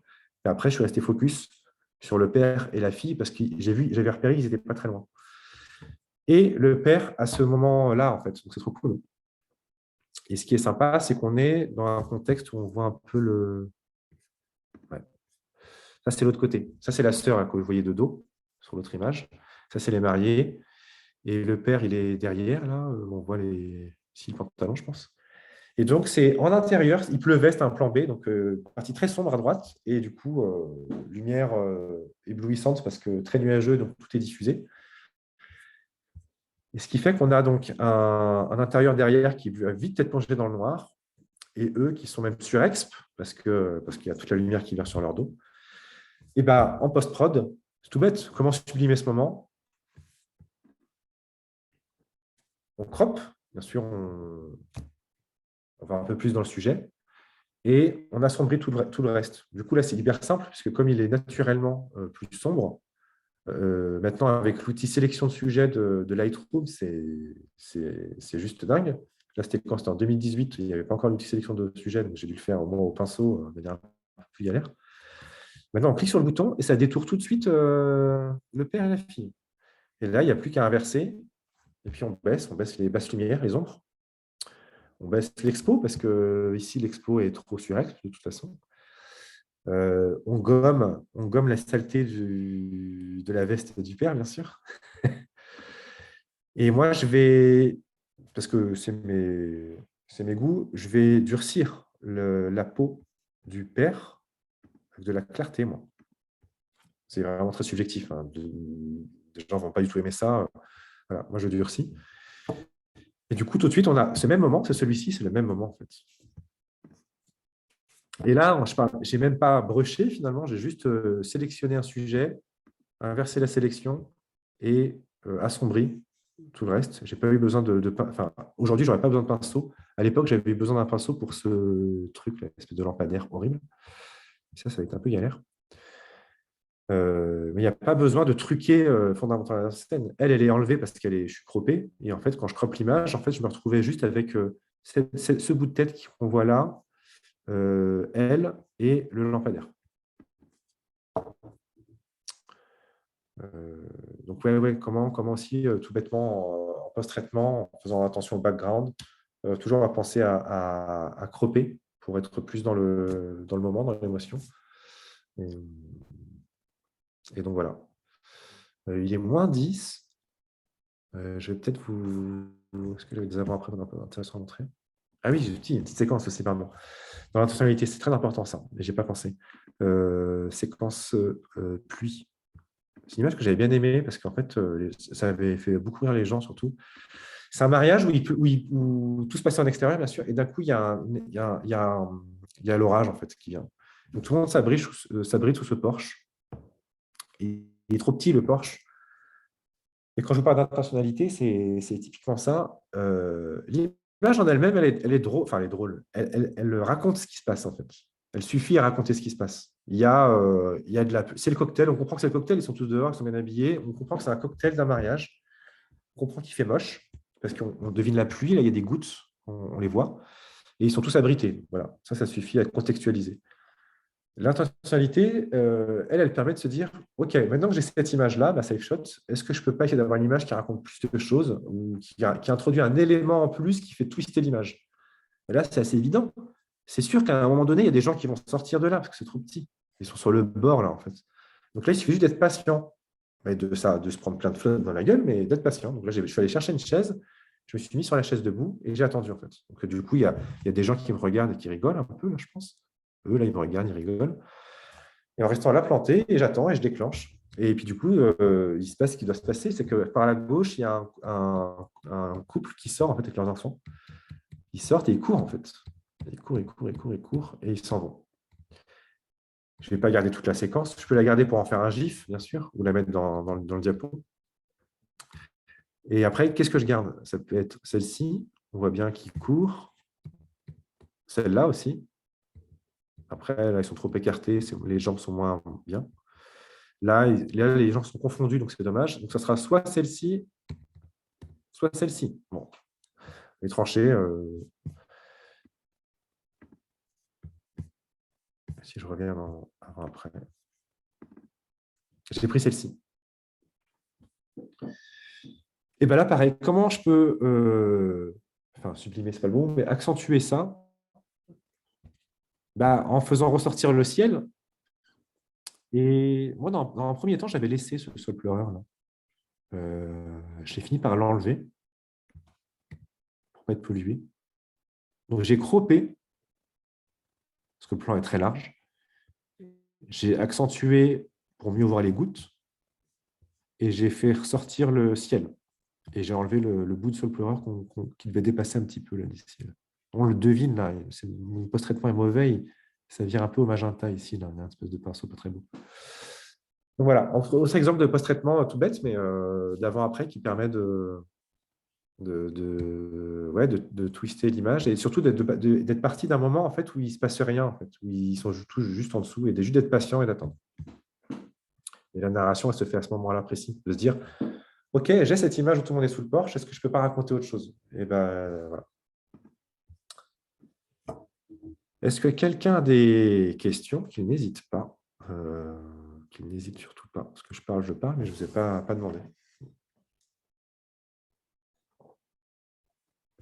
Je pense que Charlie a une question. Il est en train de manger. Il mange quoi, Charlie? Un biscuit, du chocolat? Non, mais c'est vrai que ton observation, moi je rejoins directement ce que tu disais, tu vois, ça, le fil conducteur avec le reportage à la base. C'est vrai que quand on démarre la photographie de mariage, on a tendance, tu sais, quand tu as toujours tes mariés qui te disent oui, on adore les photos prises sur le vif. Donc du coup, quand tu discutes même avec les confrères et consoeurs, etc., c'est oui, les photos prises sur le vif. Mais au final, quand tu regardes bien, c'est pas le plus dur, les photos prises sur le vif. C'est comme tu l'as dit, c'est la narration. Mais la narration, moi, si je dois extrapoler entre ton discours et mon expérience personnelle, c'est pareil, ça a pris, je ne vais pas dire des années, mais au fur et à mesure, effectivement, des mariages que tu fais, bah, tout au début, l'erreur qu'on fait généralement, c'est qu'on va se focaliser quasiment ou purement sur les mariés. Parce que les mariés, Ouais. voilà.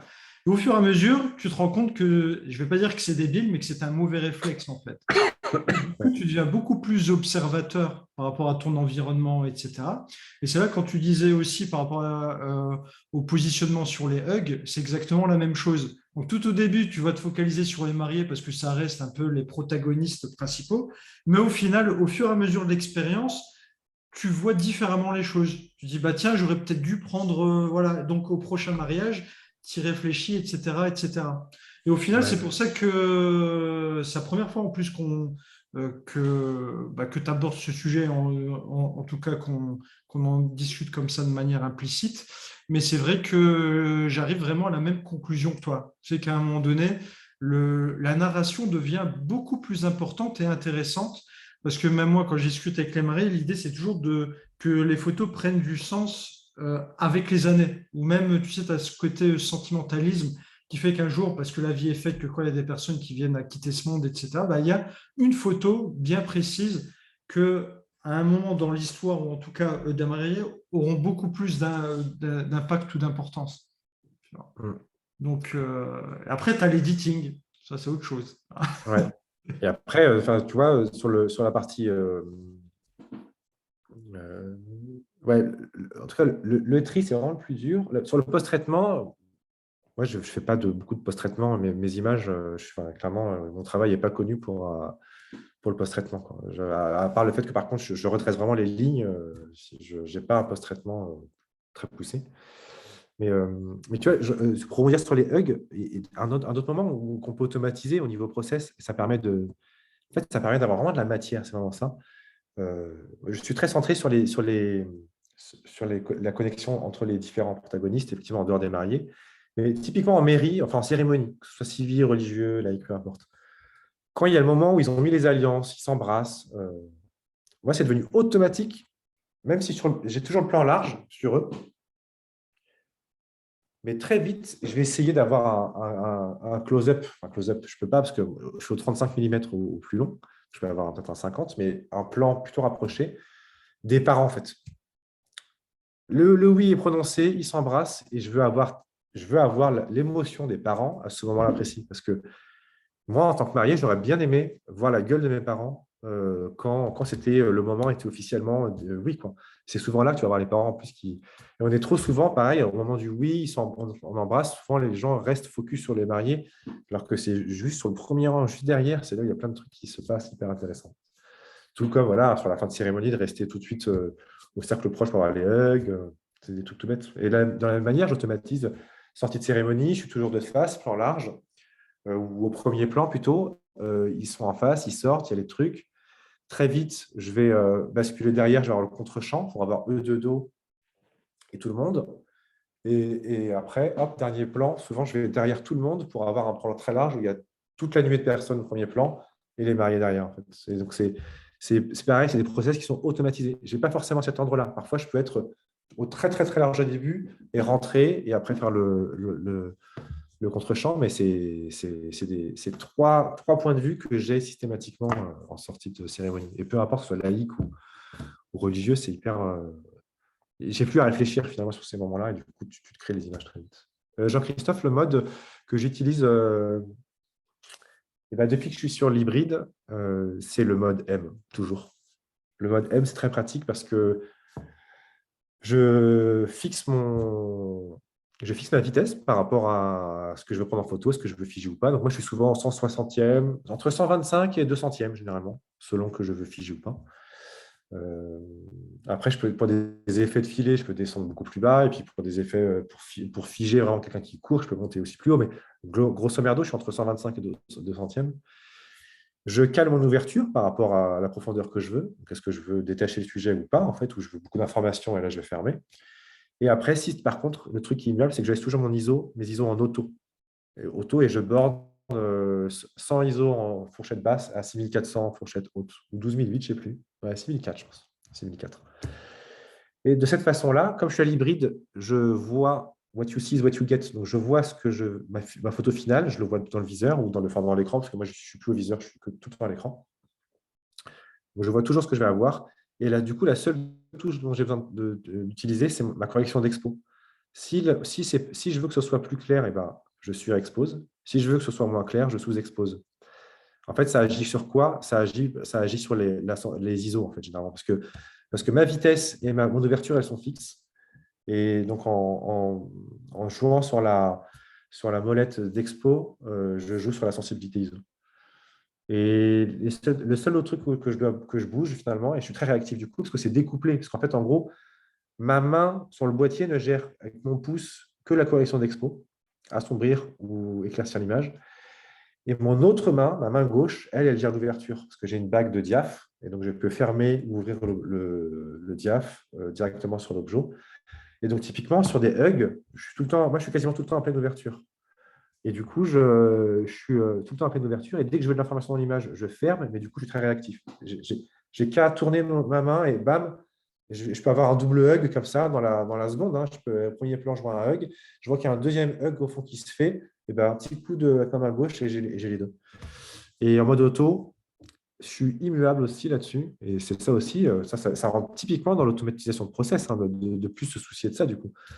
Mode auto, alors moi je suis équipé en Sony, je n'ai pas précisé, mais je suis en Sony et le mode autofocus chez Sony est redoutablement efficace. Et j'ai en AFC, donc en AF continu, c'est-à-dire que le boîtier est constamment en train de faire la mise au point. Mais mon AFC, il est couplé avec un collimateur que je mets en plus petite taille, le small, c'est le plus petit, pour pouvoir accrocher vraiment ce que je veux de très précis, soit un doigt, un œil. Il est très précis. Et surtout, après, je le bouge comme je veux avec mon joypad.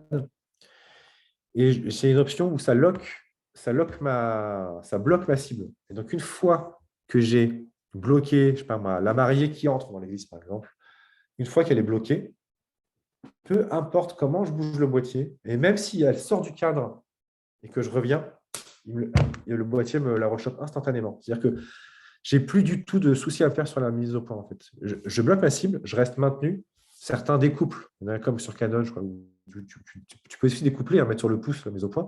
Moi, je laisse tout à l'index parce que je suis habitué. Et après, du coup, je peux me soucier que de la compo. Et c'est un bonheur absolu parce que, OK, je dis au boîtier, c'est ça que je veux que la mise au point, enfin, sur quoi la mise au point doit être faite. Et après, je compose comme je veux. Et moi qui suis beaucoup sur des séquences, ça me permet d'avoir quasiment aucun déchet technique au niveau de la mise au point. Voilà. Les seules fois où ça peut se faire piéger, c'est très rare, c'est au 24, parce que je n'ai pas dit, mais je travaille que au 24 ou 35 en mariage. J'ai été geek, je ne suis plus geek, mais j'ai été geek, donc j'ai eu tout. Hein. 70-200. Au début, j'ai commencé d'ailleurs en zoom de 8. J'avais tout. J'avais le 16-35 de 8, les 24-70 de 8 et 70-200 de 8.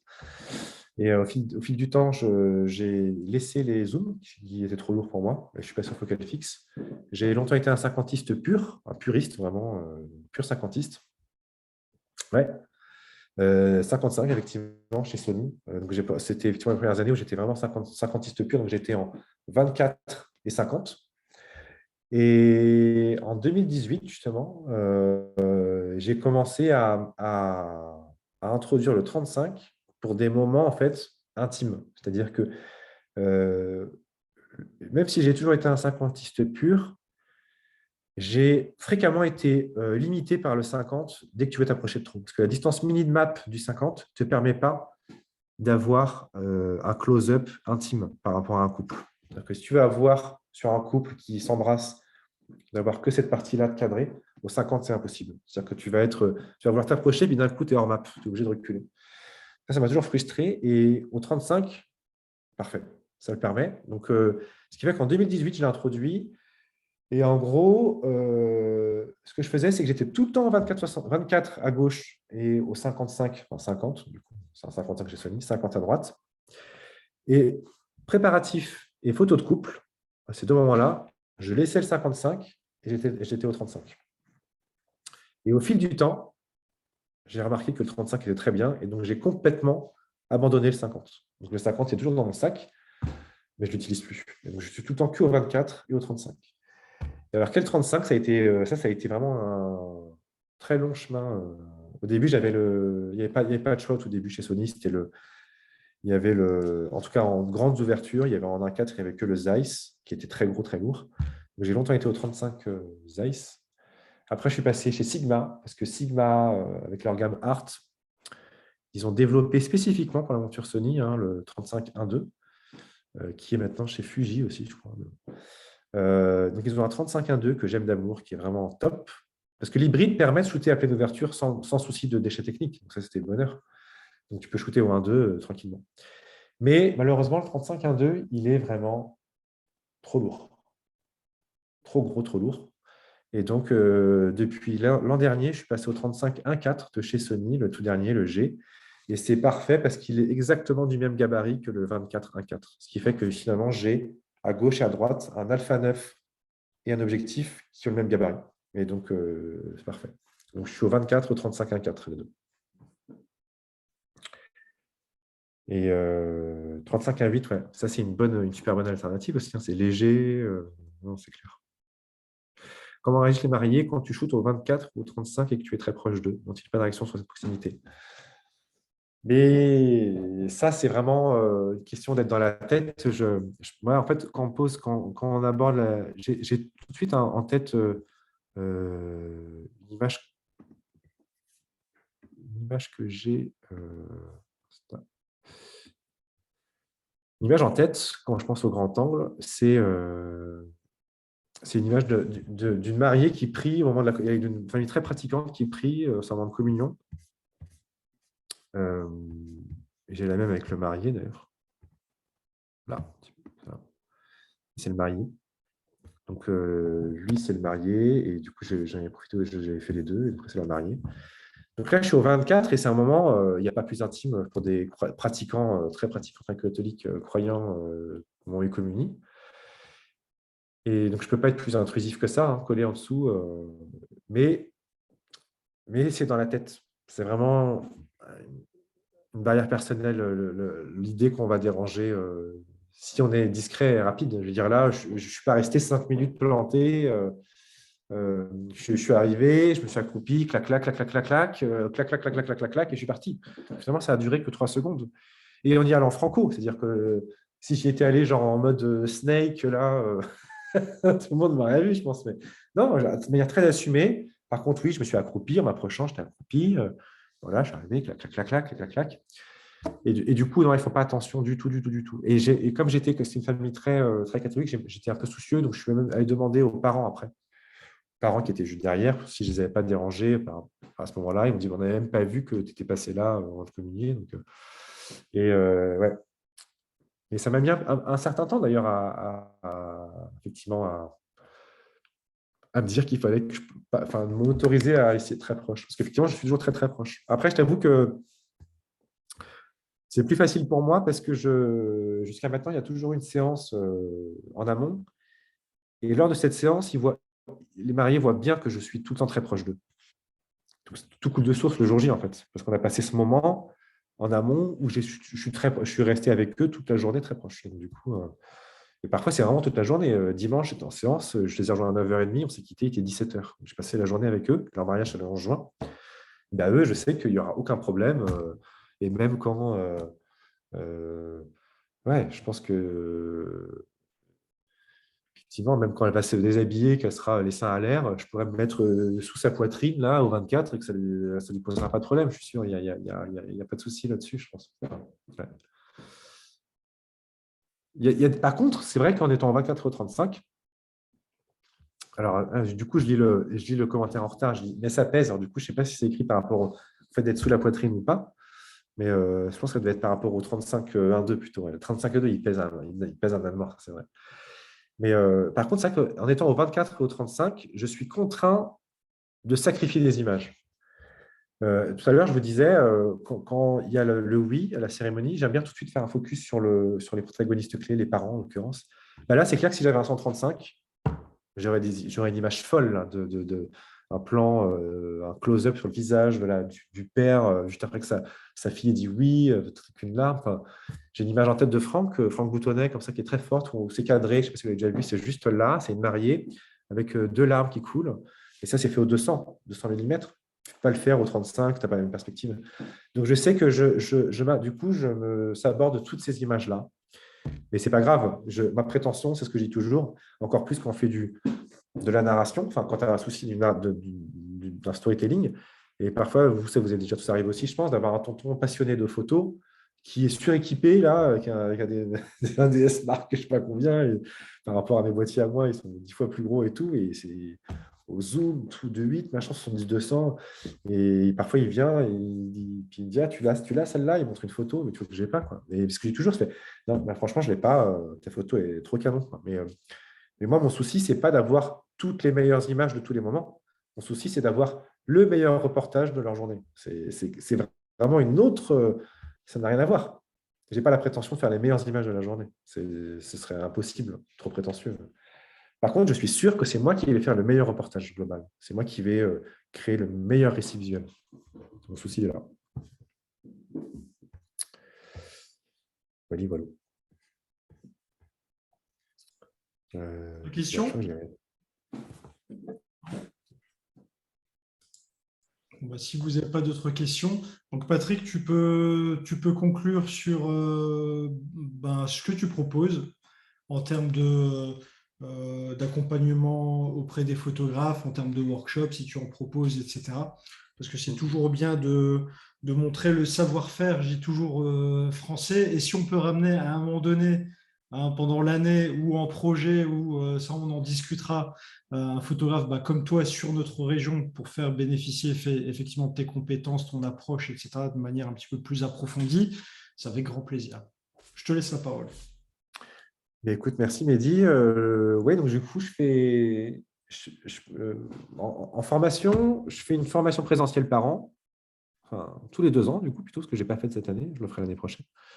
J'échange beaucoup de choses dans mon business cette année, et ça n'aurait pas été très honnête de faire une formation du même contenu que l'année d'avant, où je change ma façon de penser le business, ça n'avait pas trop de sens. Donc, du coup, je change cette année, je fais le bilan et je vois ce que je peux monter l'an prochain en présentiel.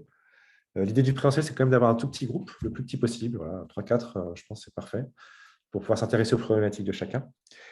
Mais ça sera donc 2023. Et sinon, je fais des suivis personnalisés, effectivement, que ce soit court ou long, sur les sujets qui préoccupent les gens qui me contactent. En fait, c'est très varié, du coup. C'est toujours sur le mariage, bien sûr, mais ouais. L'idée, c'est de pouvoir se pencher sur le cas individuel. C'est toujours plus enrichissant que d'écouter quelqu'un parler de sa propre façon de faire, quoi, ouais. Voilà. Donc, ouais, c'est assez simple. J'ai une page formation sur mon site. Si jamais vous êtes curieux, n'hésitez pas à aller la voir. Mais ouais, en gros, c'est ça. Je fais du suivi personnalisé et puis un présentiel à l'année. Voilà. Ok, de toute façon, tu pourras me communiquer tous tes liens, parce que bon, j'ai ton lien de ton site internet. Si tu as d'autres liens à communiquer, n'hésite pas, comme ça, bah, comme d'habitude, je le ferai apparaître Ok. dans la vidéo. Voilà. Vidéo qui Un sera grand merci, disponible. hein. Un grand Oui, merci, Mehdi. il n'y a pas de souci. La vidéo, elle sera disponible en replay donc, cette semaine bah, pour toutes celles et ceux qui n'ont pas pu participer aujourd'hui. Donc, dans tous les cas, n'hésitez pas bah, à rentrer en contact entre vous, parce que Patrick, c'est un bon. Hein. Sauf quand il a baissé son pantalon lors des MPPF. La Je suis remise des... resté, Ça, on l'oublie pas. Ah, je suis resté habillé. Je suis resté c'est habillé. c'est son côté sombre. Sombre. Donc, dans tous les cas, bah, merci à vous tous. Et bah, je vous dis à très vite pour de nouvelles aventures. Et ciao. Au revoir tout le monde. Bonne journée.